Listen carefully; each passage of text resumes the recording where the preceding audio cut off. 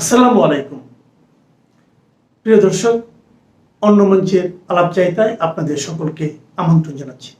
গত কিছুদিন ধরে আমি বলে আসছি, পর্দার আড়ালে মার্কিন যুক্তরাষ্ট্রের সঙ্গে ভারতের সম্পর্ক শুধরে নেয়ার একটা প্রবল চেষ্টা চলছে।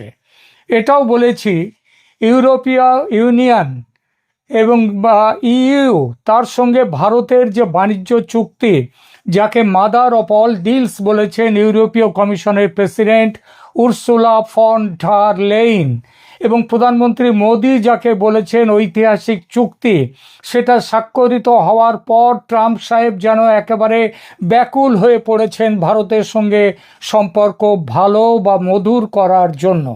আমি এটাও বলেছিলাম ভারতের পররাষ্ট্রমন্ত্রী জয়শঙ্কর ও মার্কিন সেক্রেটারি অফ স্টেট মার্কো রুবিওর মধ্যে জরুরি বার্তা হয়েছে, আরও হবে এই সপ্তাহে। পর্দার আড়ালে বাংলাদেশ নিয়ে যে একটা সিদ্ধান্ত নিচ্ছে আমেরিকা, আমি আমার আগের একাধিক ভিডিওতে বলেছি সে কথা। সিদ্ধান্তটা হলো কি? হলো ভারতের চশমা দিয়ে বাংলাদেশকে এখন থেকে দেখবে আমেরিকা। আমার সে কথা কারো কারো কাছে বিশ্বাসযোগ্য মনে হয়নি।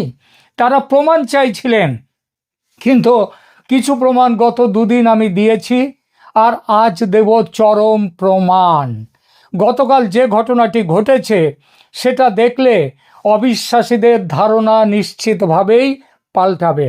ঘটনাটা হলো, প্রেসিডেন্ট ট্রাম্প নিজে ফোন করে প্রধানমন্ত্রী মোদির সঙ্গে কথা বলেছেন।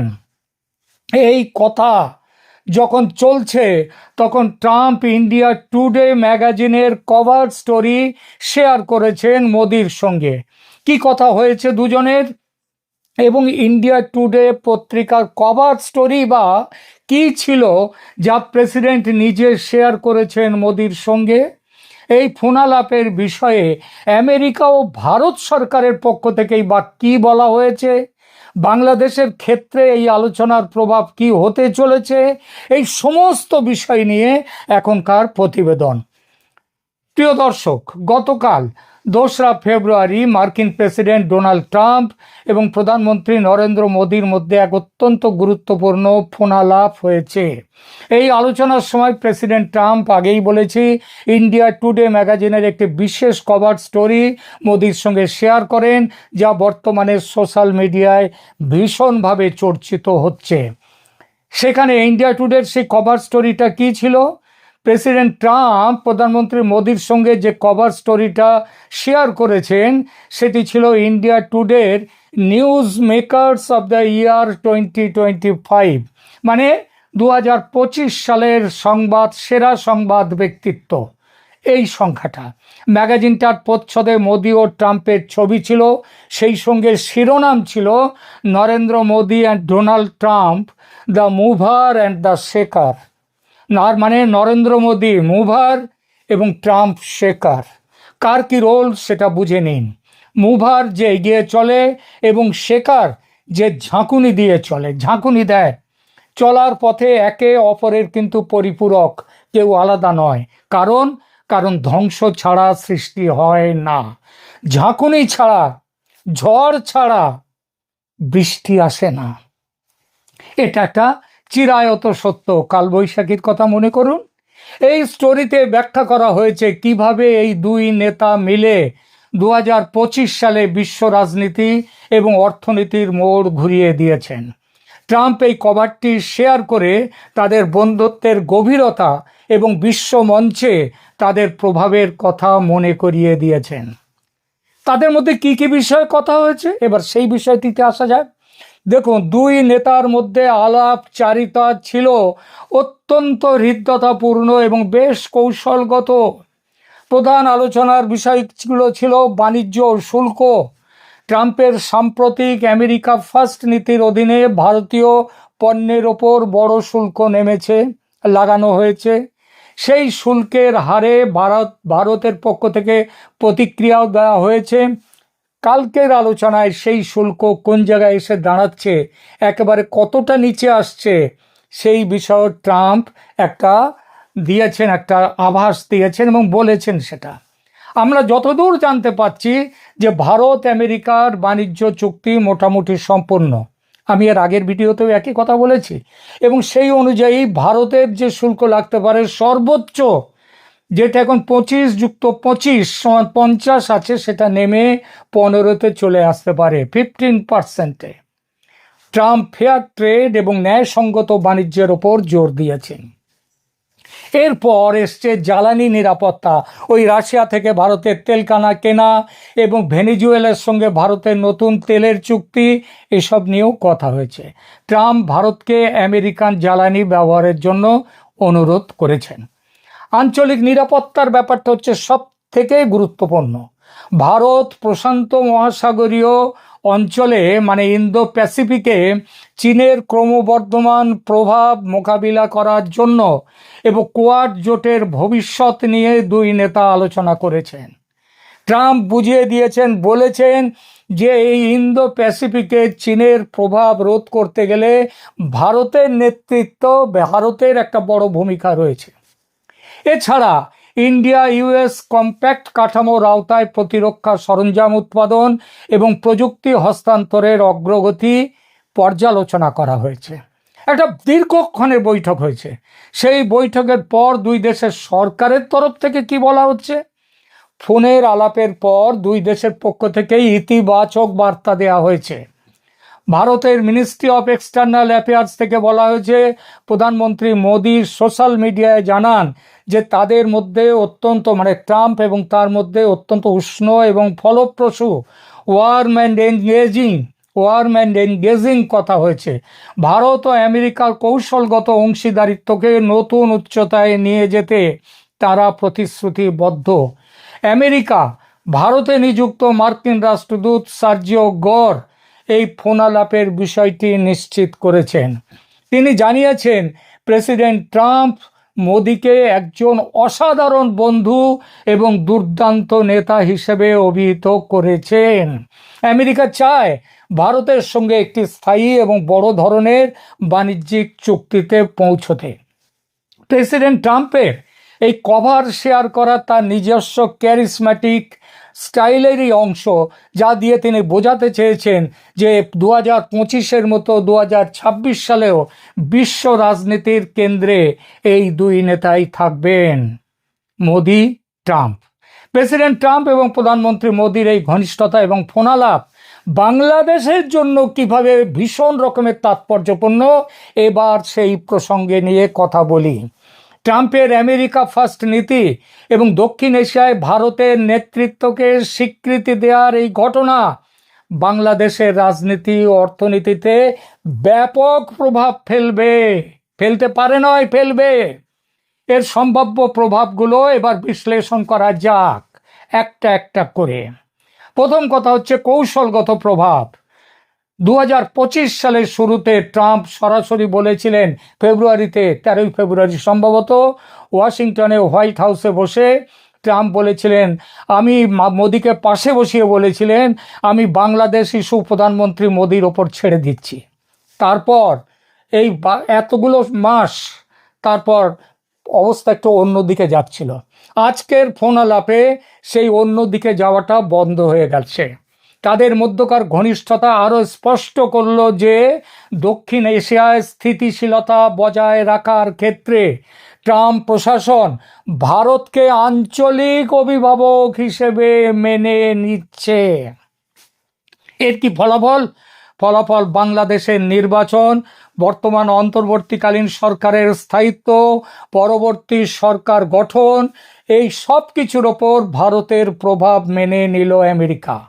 এখন থেকে ভারতের অবস্থানই ওয়াশিংটনের নীতি নির্ধারণে বড় ভূমিকা পালন করবে। কোনো বড় সংকটে আমেরিকা বাংলাদেশের সেটা সরাসরি হস্তক্ষেপ করবে না। ভারত যা পরামর্শ দেবে সেই পরামর্শ অনুযায়ী চলবে, এটা আজকে বুঝিয়ে দিয়েছেন ট্রাম্প। এরপরে অর্থনৈতিক প্রভাব, শুল্কযুদ্ধ, ভিসা জটিলতা, এখানে বাংলাদেশে কিভাবে প্রভাব ফেলবে। দেখুন, ট্রাম্পের কঠোর বাণিজ্য নীতির প্রভাব বাংলাদেশে সরাসরি পড়তে শুরু করেছে। ভিসা বন্ড যেটা 21শে জানুয়ারি 2026 থেকে ট্রাম্প প্রশাসন বাংলাদেশের ভ্রমণকারীদের জন্য $15,000 পর্যন্ত সিকিউরিটি বন্ড বাধ্যতামূলক করেছে, যা বাংলাদেশি টাকায় প্রায় 20-21 লক্ষ টাকার মতো। আজকের ফোনালাপে অবৈধ অভিবাসন নিয়ে ট্রাম্পের কঠোর অবস্থানের প্রতিফলন ঘটেছে, যা ভবিষ্যতে বাংলাদেশিদের জন্য মার্কিন ভিসা পাওয়া আরও কঠিন করে তুলবে। এবং এই পরিস্থিতিতে বাংলাদেশকে সাহায্য করতে এগিয়ে আসতে পারে একমাত্র ভারত। ভারত বললে, ভারত যদি তার হয়ে অ্যাপ্রুভাল দেয়, তাহলে বাংলাদেশিদের জন্য ভিসা বন্ডকে নরম করতে পারে আমেরিকা, সেটাও আজকে আলোচনায় এসছে। এরপরে দেখুন তৈরি পোশাক শিল্প। ট্রাম্প ভারতের ওপর শুল্ক কমিয়ে 15% নিয়ে আসতে চলেছে বলে খবর। এটা সর্বোচ্চ। কিছু ক্ষেত্রে ভারতীয় পণ্য আমেরিকায় যায় 0%, তার কোনো ট্যারিফ নেই, তার মধ্যে ওষুধ বিশুদ্ধ রয়েছে। এটা হলে বাংলাদেশের রেডিমেড গার্মেন্ট শিল্প শেষ, কারণ বাংলাদেশের রেডিমেড শিল্প 20% তার শুল্ক, আর ভারতের 15%। বাংলাদেশ মাল পাঠাতে হলে অনেক কষ্ট করে পাঠাতে হবে, খরচ করে, আর সেখানে ভারত তো তাদের ওখান থেকে সরাসরি পাঠিয়ে দেবে। সুতরাং বাংলাদেশের রেডিমেড গার্মেন্ট শিল্প শেষ, বাঁচাতে তখন ভারত ছাড়া কেউ নেই বাংলাদেশের পাশে। ট্রাম্প চান ট্রান্সশিপমেন্ট ফ্যাসিলিটি বন্ধ হয়ে যাওয়া দরজা খুলে দিয়ে ভারত বাংলাদেশ সহজ বাণিজ্য শুরু হোক, সেই কথাটাও হয়েছে গতকাল। আর একমাত্র ভারত রাজি থাকলেই, ভারত পাশে থাকলেই যে বাংলাদেশের বাণিজ্য বাঁচবে, সেই পথটা খুলে দিচ্ছেন ট্রাম্প। এরপর আসুন ভূ রাজনীতি, জিওপলিটিক্সে চীন বনাম আমেরিকা ভারতের মিলিত অক্ষ। এখানে ট্রাম্প এবং মোদি উভয়ই চীনের ক্রমবর্ধমান প্রভাবের বিরুদ্ধে সোচ্চার হয়েছেন। বাংলাদেশের ওপর চীন এবং ভারত আমেরিকা অক্ষের মধ্যে ভারসাম্য বজায় রাখার চাপ আরও বাড়বে। বিশেষ করে বড় কোনো অবকাঠামো প্রকল্প বা প্রতিরক্ষা চুক্তির ক্ষেত্রে ঢাকাকে এখন পা ফেলতে গেলে অনেক ভাবতে হবে এবং ভারতের মতামত নিয়ে চলতে হবে। ভারতের মতামত নিয়ে ঢাকাকে অনেক বেশি সতর্ক হতে হবে, কারণ ট্রাম্প প্রশাসন ইন্দো প্যাসিফিক অঞ্চলে ভারতের কৌশলগত স্বার্থকে অগ্রাধিকার দিয়ে ভারতকে এখানে নেতার আসনে বসিয়েছে। এর অর্থ কি? এর অর্থ লালমনিরহাট বিমানবন্দর কিংবা মংলা কিংবা ড্রোন তৈরির কারখানা, অস্ত্র তৈরির কারখানা, এক কথায় ইউনূসের চীনকে দিয়ে, পাকিস্তানকে দিয়ে ভারতের ওপর চাপ তৈরির প্ল্যান ভোগে চলে গেল। ভোগে সংখ্যালঘু ইস্যু ও মানবাধিকার, সেই বিষয়টিও ট্রাম্প, আপনারা জানেন, বরাবরই ধর্মীয় স্বাধীনতা এবং সংখ্যালঘুদের অধিকার নিয়ে ট্রাম্প সরব থাকেন। বিশেষ করে হিন্দু সম্প্রদায়ের বিষয়ে তার গত নির্বাচনের সময়কার টুইট বা বক্তব্য ভারতের পক্ষ থেকে বাংলাদেশে সংখ্যালঘু নিরাপত্তা নিয়ে কোনো উদ্বেগ জানানো হলে ট্রাম্প প্রশাসন সেটা অত্যন্ত গুরুত্বের সাথে গ্রহণ করবে। এর ফলে বাংলাদেশের অভ্যন্তরীণ রাজনীতিতে পরোক্ষে মার্কিন চাপ এবং প্রত্যক্ষভাবে ভারতের নজরদারি বহুগুণ বাড়বে। এই বাড়াটা কিন্তু বাংলাদেশের পক্ষেই থাকবে, কারণ এটা যত ধর্মনিরপেক্ষ হাওয়া বাংলাদেশে থাকবে, বাংলাদেশে বইতে শুরু করবে, হিন্দুরা যেমন তাতে খুশি থাকবে, তারা যেমন সুরক্ষিত থাকবে, তেমনি সাধারণ মুসলিমরাও উগ্রপন্থী মৌলবাদের হাত থেকে বাঁচতে পারবে। রোহিঙ্গা ইস্যুতে আসুন। রোহিঙ্গা ইস্যুতে ট্রাম্পের ভূমিকা বরাবরের মতোই সংকোচনমূলক হতে পারে। আমেরিকা যদি বৈশ্বিক সংস্থাগুলো থেকে তহবিল প্রত্যাহার করে, যেমনটি ট্রাম্পের সাম্প্রতিক পদক্ষেপে দেখা যাচ্ছে, তবে বাংলাদেশে অবস্থানরত রোহিঙ্গাদের ত্রাণ সহায়তা নিয়ে বড় ধরনের টানাপোড়েন তৈরি হবে এবং সেই অবস্থা থেকেও মানবিক কারণে রোহিঙ্গা সমস্যা সমাধানের জন্য ভারতকে এগিয়ে আসতে হবে। এবং ভারত বললে আমেরিকা বাংলাদেশের জন্য বিশেষ কোনো ব্যবস্থাও নিতে পারে, যা বাংলাদেশের পক্ষে ভালো হবে। তাহলে সংক্ষেপে ব্যাপারটা দাঁড়াচ্ছে, ট্রাম্প মোদি রসায়ন মানেই হলো দক্ষিণ এশিয়ায় ভারতের কণ্ঠস্বর আমেরিকার কানে আরও জোরালো হওয়া। বাংলাদেশের বর্তমান শাসক বা মিয়া ইউনূসের ও জামাত জোটের জন্য এটি প্রবল সংকার। আর এখানেই আসছে নির্বাচন স্থগিত হওয়ার বিপুল সম্ভাবনা। কারণ যেভাবে 12ই ফেব্রুয়ারির ভোট হওয়ার কথা, ভারত তার ঘোর বিরোধী। আর ভারত না চাইলে ভোট যে হবে না, এটা এখন লিখে দেয়া যায়।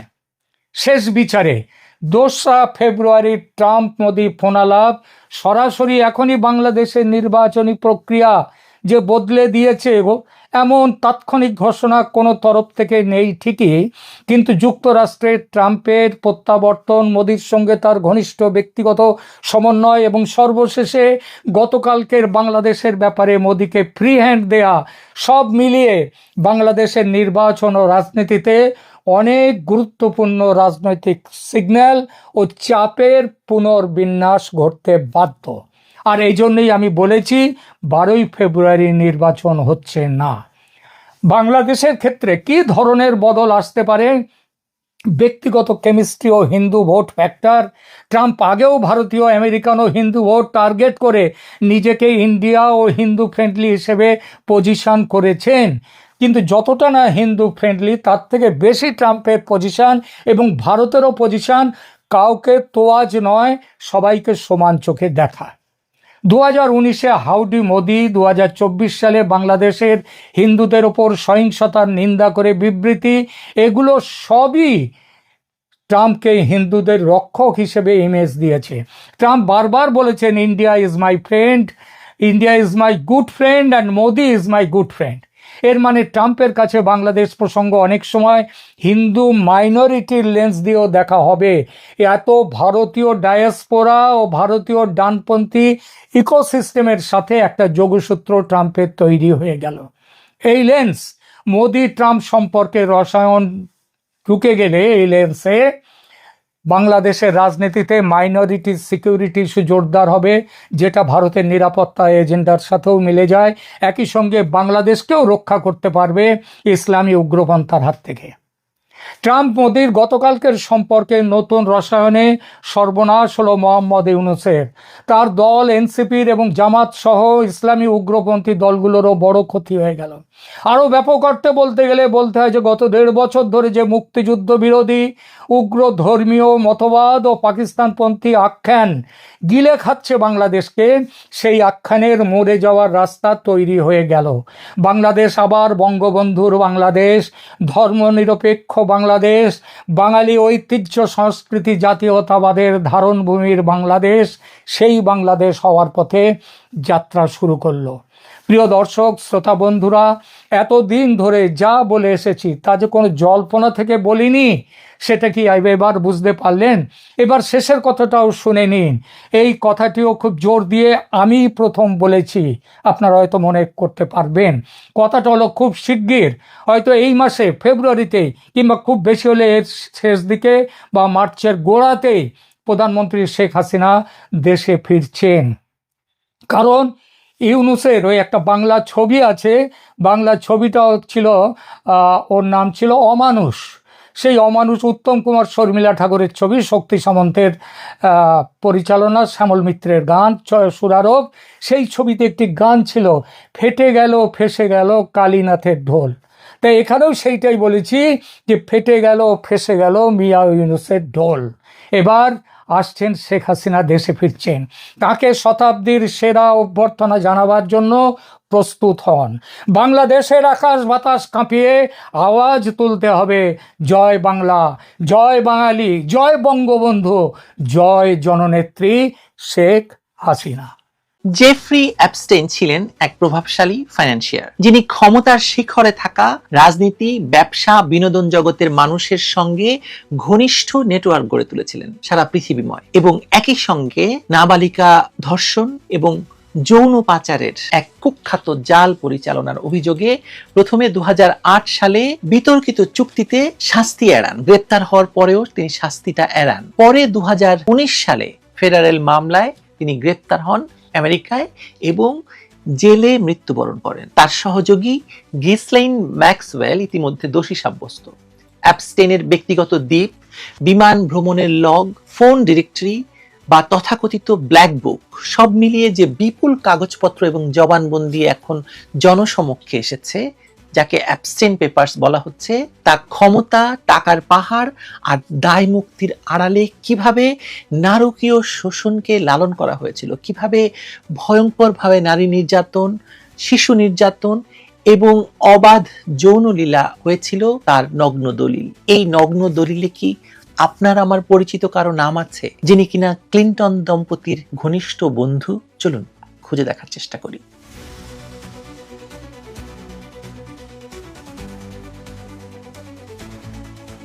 জেফ্রি অ্যাপস্টেইন নামটি আজ বিশ্বের সবচেয়ে কলঙ্কিত অধ্যায়ের সাথে জড়িত। মার্কিন এই ধনকুবের এবং যৌন নিপীড়ক ব্যবসায়ী একটি বিশাল নেটওয়ার্ক তৈরি করেছিলেন, যার কেন্দ্রে ছিল নাবালিকা মেয়েদের যৌন নিপীড়ন এবং পাচার। 2019 সালে কারাগারে মৃত্যুর পর তার সাথে যুক্ত ব্যক্তিদের নাম একের পর এক প্রকাশিত হতে থাকে। সম্প্রতি প্রকাশিত এই ফাইলগুলো পৃথিবীর ক্ষমতাধর রাজনীতিবিদ, ব্যবসায়ী এবং সেলিব্রিটিদের এক গোপন জগতের উন্মোচন করেছে, যে জগৎ ভয়ঙ্কর, কুৎসিত এবং আপনার আমার চিন্তার অনেক বাইরে। এই কলঙ্কিত তালিকায় এখন বাংলাদেশে অবৈধভাবে ক্ষমতা দখলকারী ডক্টর মোহাম্মদ ইউনূসের নাম নিয়েও প্রশ্ন উঠছে, যা বাংলাদেশের রাজনৈতিক পরিস্থিতিতে নতুন মাত্রা যোগ করতে যাচ্ছে বলে আমার মনে হচ্ছে। অ্যাপস্টেইনের কুখ্যাত দ্বীপ লিটল সেন্ট জেমস ছিল মূলত একটি পৈশাচিক রাজ্য, যেখানে বিশ্বের প্রভাবশালীরা তাদের বিকৃত কামনা চরিতার্থ করতেন। এই দ্বীপে নিয়মিত যাতায়াত করতেন সাবেক মার্কিন প্রেসিডেন্ট বিল ক্লিন্টন, বর্তমান প্রেসিডেন্ট ডোনাল্ড ট্রাম্প, ব্রিটিশ রাজকুমার অ্যান্ড্রু, মাইক্রোসফটের প্রতিষ্ঠাতা বিল গেটসের মতো ব্যক্তিত্বরা। এই সবকিছু ছিল একটি সুপরিকল্পিত ব্ল্যাকমেইল অপারেশনের অংশ, যেখানে ক্ষমতাবানদের দুর্বল মুহূর্তের ভিডিও করে তাদের নিয়ন্ত্রণে রাখা হতো। ইসরায়েলের গোয়েন্দা সংস্থা মোসাদের সাথে বিশ্বের নামকরা গোয়েন্দা সংস্থাগুলো এই এপস্টেইনের সাথে গভীর সম্পর্ক রাখত। এই অপারেশনকে আন্তর্জাতিক রাজনীতির অন্ধকার দিক হিসেবে আমরা দেখতে পারি। লিটল সেন্ট জেমস নামের এই দ্বীপটি ছিল মূলত এক ভয়ঙ্কর ফাঁদ, যেখানে নাবালিকা মেয়েদের সাপ্লাই দেওয়া হতো এবং বিশ্বের সবচেয়ে প্রভাবশালী ব্যক্তিদের সেই বিকৃত কামনার সুযোগ করে দিয়ে ভিডিও ধারণ করে রাখা হতো। এটি কোনো সাধারণ বিনোদন ছিল না, বরং এটি ছিল বিশ্ব রাজনীতিকে নিয়ন্ত্রণ করার একটি মোক্ষম অস্ত্র। এই পৈশাচিক আয়োজনের মূল হোতা জেফ্রি অ্যাপস্টেইন ছিলেন একজন আন্তর্জাতিক দালাল, যার কাজ ছিল তথাকথিত পশ্চিমা বিশ্বের প্রভাবশালী ব্যক্তিদের দুর্বল মুহূর্তের ভিডিও ধারণ করে তাদের ব্ল্যাকমেইল করা এবং নিজেদের এজেন্ডা বাস্তবায়ন করা। এই নথিপত্রে বিশ্বের বাঘা বাঘা রাজনীতিবিদ, বিজ্ঞানী এবং সমাজপতিদের নাম উঠে এসেছে। বিল গেটসের মতো ব্যক্তিত্ব, যাকে বিশ্বের মানুষ ফিলান্থ্রপিস্ট বা আইকন ব্যবসায়ী হিসেবে জানে, তার নামও এই কদর্য তালিকায় যুক্ত। মেলিন্ডা গেটসের সাথে তার বিবাহ বিচ্ছেদের পেছনে অ্যাপস্টেইনের সাথে তার সম্পর্কের বিষয়টি আজ আর কেবল গুঞ্জন নয়। প্রেসিডেন্ট জর্জ বুশ থেকে শুরু করে প্রেসিডেন্ট ডোনাল্ড ট্রাম্প, এমনকি বিল ক্লিন্টনের মতো সাবেক প্রেসিডেন্টদের নামও এই কেলেঙ্কারির সাথে ওতপ্রোতভাবে জড়িয়ে আছে।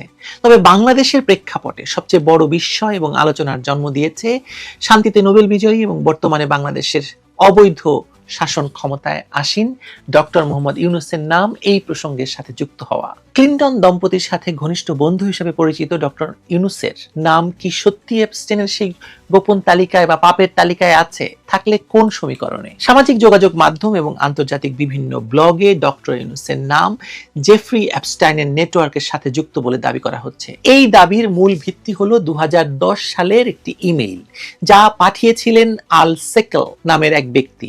আল সেকেল ছিলেন অ্যাপস্টেইনের দীর্ঘদিনের সহযোগী এবং কুখ্যাত নারী পাচারকারী গিজলাইন ম্যাক্সওয়েলের বোন ইজাবেল ম্যাক্সওয়েলের স্বামী। এখানে সংযোগটি অত্যন্ত পরিষ্কার এবং গভীর। ইজাবেল ম্যাক্সওয়েল দীর্ঘদিন ডক্টর ইউনূসের প্রতিষ্ঠান গ্রামীণ আমেরিকার সিনিয়র অ্যাডভাইজার হিসেবে কাজ করেছেন। 2010 সালের 27 সেপ্টেম্বরের সেই ইমেইলে আল সেকেল দাবি করেন যে তিনি এবং তার স্ত্রী ইজাবেল ডক্টর ইউনূসকে বিখ্যাত কার্টুন সিরিজ দ্য সিম্পসনসের স্রষ্টা ম্যাট গ্রোনিং এর সঙ্গে পরিচয় করিয়ে দিয়েছিলেন। এই পরিচয় সূত্র ধরেই ডক্টর ইউনূস দ্য সিম্পসনের একটি পর্বে অতিথি চরিত্র হিসেবে উপস্থিত হন। ইমেইলে ডক্টর ইউনূসকে আমাদের খুব ভালো বন্ধু বা আওয়ার গুড ফ্রেন্ড হিসেবে উল্লেখ করা হয়েছে। অর্থাৎ অ্যাপস্টেইন সিন্ডিকেটের অন্যতম মূল হোতা গিজলাইন ম্যাক্সওয়েলের পরিবারের সাথে ডক্টর ইউনূসের কেবল পেশাদার সম্পর্ক ছিল না, বরং একটি পারিবারিক এবং বন্ধুত্বপূর্ণ সম্পর্ক বিদ্যমান ছিল। এখন প্রশ্ন হলো, ডক্টর ইউনূস কি অ্যাপস্টেইনের সেই দ্বীপে গিয়েছেন? বা তিনি কি সরাসরি কোনো অনৈতিক কর্মকাণ্ডে যুক্ত ছিলেন? এখনো পর্যন্ত অবমুক্ত করা আদালতের নথিপত্রে ডক্টর ইউনূসকে সরাসরি কোনো যৌন নির্যাতন বা অপরাধের সঙ্গে যুক্ত করে উল্লেখ করা হয়নি। কিন্তু আন্তর্জাতিক রাজনীতির বিশ্লেষণে গিলটি বাই অ্যাসোসিয়েশনস বা সঙ্গ দোষের বিষয়টি অত্যন্ত গুরুত্বপূর্ণ। ডক্টর ইউনূস ক্লিন্টন ফাউন্ডেশন এবং ক্লিন্টন দম্পতির অত্যন্ত ঘনিষ্ঠ। আর বিল ক্লিন্টন যে অ্যাপস্টেইনের প্রাইভেট জেট বহুবার ব্যবহার করেছেন এবং সেই দ্বীপে গিয়েছেন তা এখন প্রমাণিত সত্য।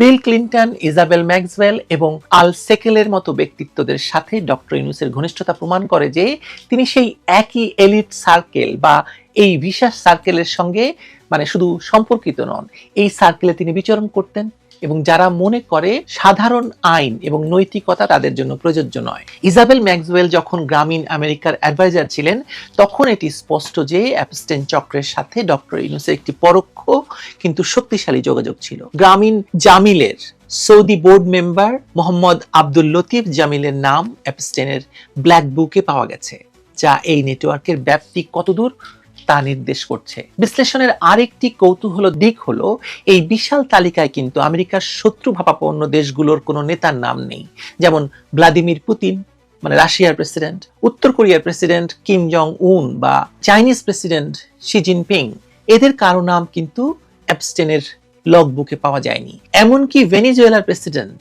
তার নামও কিন্তু, যাকে ধরে আনা হলো ভেনেজুয়েলা থেকে উঠিয়ে আনা হলো, তার নামও পর্যন্ত এই সব লগ বুকে নেই।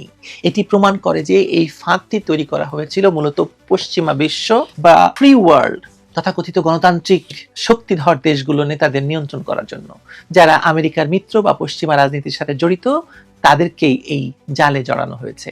ডক্টর ইউনূস যেহেতু পশ্চিমা বিশ্বের খুবই প্রিয় ভাজন এবং আমেরিকার ডেমোক্র্যাট দলের অত্যন্ত ঘনিষ্ঠ, তাই তার নাম এই সার্কেলে উচ্চারিত হওয়াটা অস্বাভাবিক কিছু নয়। পশ্চিমা মিডিয়াগুলো এখন ড্যামেজ কন্ট্রোলে ব্যস্ত। তারা বহু চেষ্টা করছে বিষয়টিকে লঘু করে দেখাতে, কিন্তু সত্য হলো ডক্টর ইউনূস এমন সব মানুষের সাথে ওঠা বসা করছেন যারা মানব ইতিহাসের অন্যতম জঘন্য নারী পাচার, শিশু নির্যাতনকারী এবং বিকৃত যৌনাচারের সাথে জড়িত। জেফ্রি অ্যাপস্টেইনের মৃত্যু বা তথাকথিত আত্মহত্যা জেলের ভেতরে, এটা নিয়েও রহস্যের শেষ নেই। যে লোকটির কাছে বিশ্বের রথী মহারথীদের ধ্বংস করার মতো তথ্য প্রমাণ আছে, তাকে কি এত সহজে মরতে দেওয়া হবে নাকি তাকে সরিয়ে দেওয়া হয়েছে? এই প্রশ্নগুলো যখন ঘুরপাক খাচ্ছে তখন ডক্টর ইউনূসের মতো গ্লোবাল আইকনের নাম এই নোংরা পঙ্কিল আবর্তে উঠে আসা তার ভাবমূর্তির জন্য নিঃসন্দেহে বিশাল এক আঘাত। যদিও আইনি ভাষায় তিনি এখনো অভিযুক্ত নন, কিন্তু নৈতিকতার জায়গা থেকে প্রশ্ন আপনাকে তুলতেই হবে। প্রশ্ন ওঠাটা স্বাভাবিক।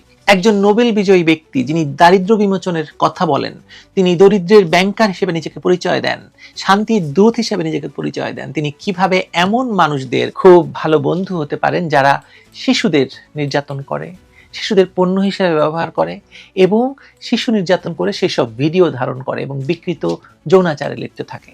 ক্লিন্টন ফাউন্ডেশনের ইভেন্টগুলোতে তার নিয়মিত উপস্থিতি এবং ম্যাক্সওয়েল পরিবারের সাথে তার পেশাদার সম্পর্ক প্রমাণ করে যে তিনি অজান্তেই হোক বা জেনে শুনেই হোক একটি বিষাক্ত বলয়ের অংশ ছিলেন। অ্যাপস্টেইন ফাইলস আমাদের চোখে আঙুল দিয়ে দেখিয়ে দিয়েছে যে আমরা যে বিশ্ব ব্যবস্থায় বসবাস করছি তা কতটা ভঙ্গুর এবং মিথ্যাচারের উপর প্রতিষ্ঠিত। যাদের আমরা টিভিতে দেখে হাততালি দেই, যাদের জ্ঞান গর্ভ ভাষণ শুনে মুগ্ধ হই, যাদেরকে ক্ষমতা দিয়ে আমরা মনে করি আমরা উদ্ধার হয়ে গেছি, তাদের ব্যক্তিগত জীবন কতটা অন্ধকারাচ্ছন্ন হতে পারে তা সাধারণ মানুষের কল্পনার বাইরে। ডক্টর ইউনূস হয়তো সরাসরি কোনো অপরাধে যুক্ত ছিলেন না, এখনো পর্যন্ত সে প্রমাণটা পায়নি, এমনটা তর্কের খাতিরে ধরে নেওয়া যেতে পারে, কিন্তু তার বন্ধুরা, তার উপদেষ্টারা এবং তার পৃষ্ঠপোষকরা যে এই জঘন্য অপরাধের সঙ্গে জড়িত তা আজ দিবালোকের মতো স্পষ্ট। সঙ্গত কারণে প্রশ্ন জাগে, এই বৈশ্বিক মাফিয়া চক্রের সাথে সখ্যতা বজায় রেখে তিনি কি তার নৈতিক অবস্থান ধরে রাখতে পেরেছেন, নাকি তিনিও এই বিশাল ভয়ঙ্কর চক্রের সঙ্গে যুক্ত, তাকে ব্যবহার করা হয়েছে পশ্চিমা স্বার্থ হাসিলের জন্য? এই প্রশ্নের উত্তর হয়তো এখনই মিলবে না, তবে ইতিহাসের পাতায় এই কলঙ্কিত অধ্যায়ের সাথে তার নাম যে কোনো না কোনোভাবে জড়িয়ে আছে তা অস্বীকার করার কোনো কারণ নেই। আমার মনে হয় এটা নিয়ে আরো জল ঘোলা হবে এবং আবারও আপনাদের সামনে এটা নিয়ে কথা বলবো।